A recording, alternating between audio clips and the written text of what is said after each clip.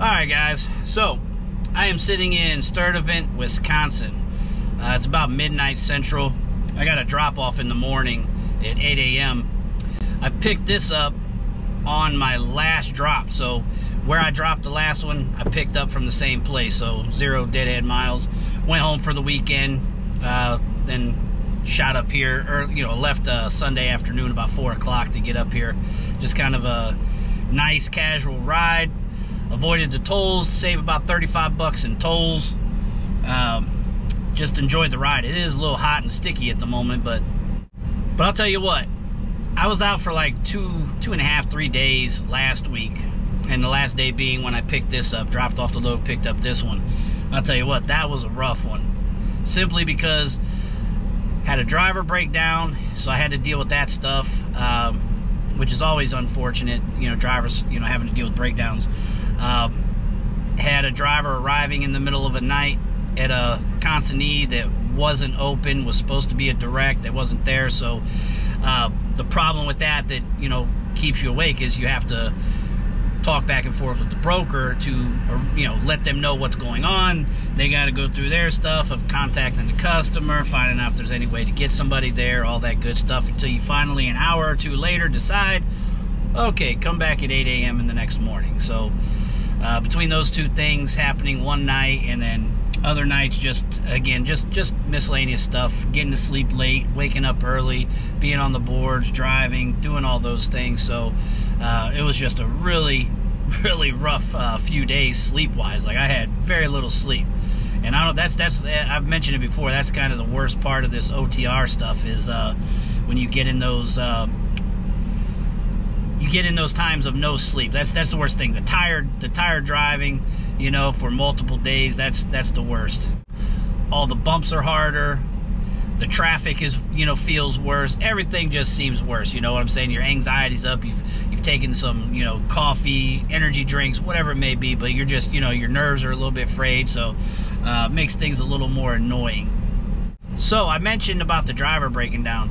I wanted to bring this up as far as, like, if you guys have a breakdown, and I know it sucks, it always sucks as an owner or as a driver, whatever, it sucks having a breakdown. You start freaking out for the most part. You hate to have to get the load rescued. You feel like you failed and let people down, and all those things. Are we ever going to get work again? Are they gonna, what are they gonna think of me? All those things.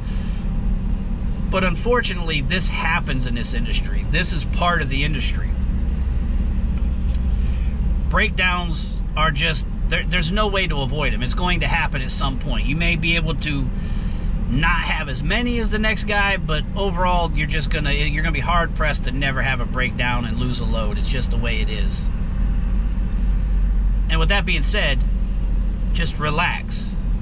Go through the process, which is, you try to figure out what's wrong. Can it be repaired? Is it something that might be able to be repaired the following morning? Anything like that, depending on how long the load has to get delivered.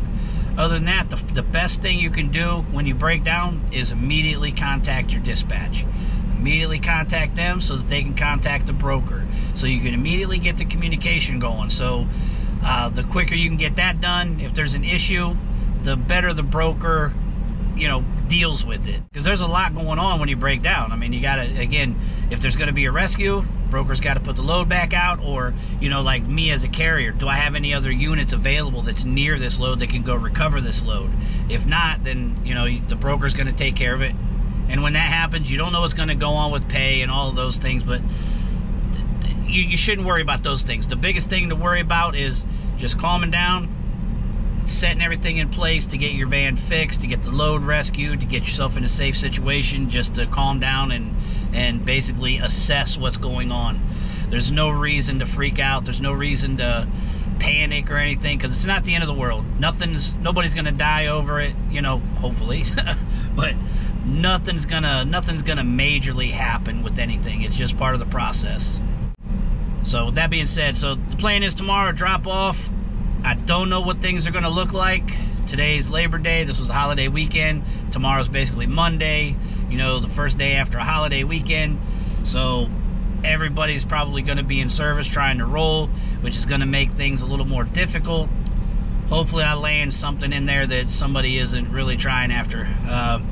Again, just ideally, I'd get something going over to Michigan, pop something out of Michigan, coming back to Chicago, Wisconsin area again, then one more back. That would be ideally what I'd do for my couple, 3 days out for this week, and then I'll go home.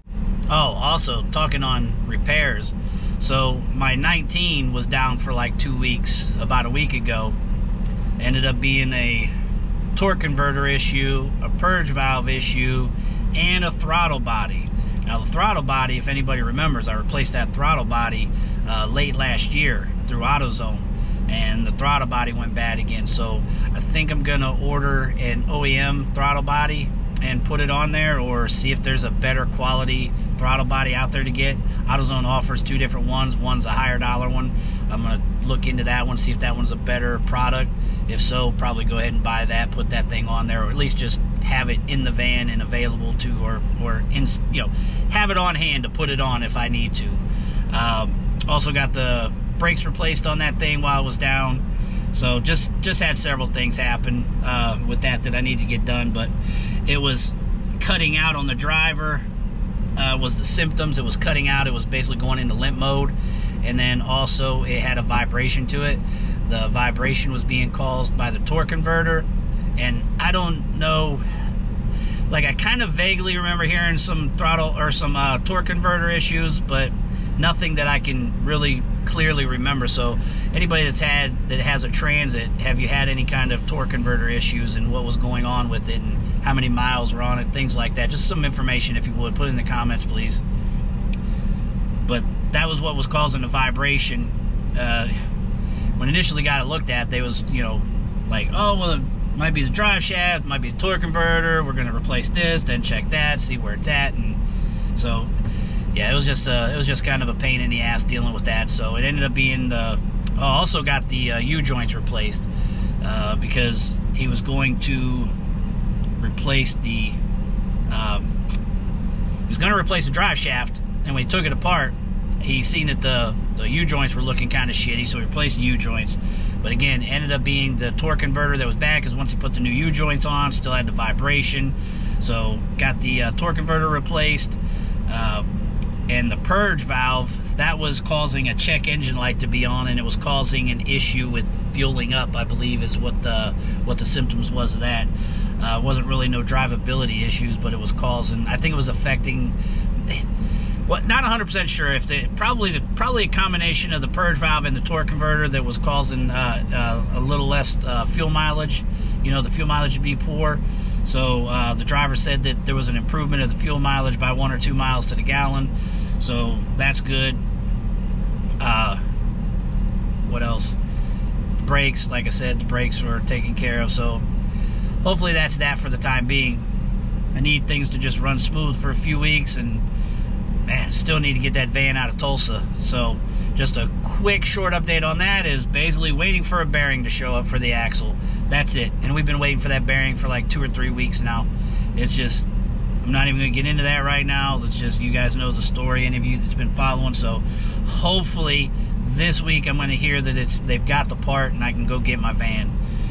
If you know, whenever the van gets done, that's the idea, is I'm gonna grab a run going out to Tulsa, have somebody ride with me, and get loads in the vans coming back. So I'm gonna try to make money instead of spend money to go get the van, and then I'll run the van for a couple, 3 weeks myself and make sure it's all good to go, and then I'll find a driver. So that's the plan for the moment, guys. So with that being said, I just want to give a little update, and I'm gonna get to bed. Like I said, it's a little after midnight central.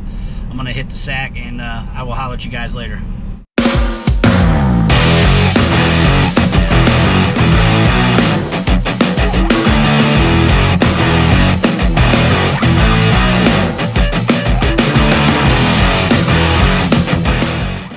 Your hustle gotta be strong in this industry, as in any other industry.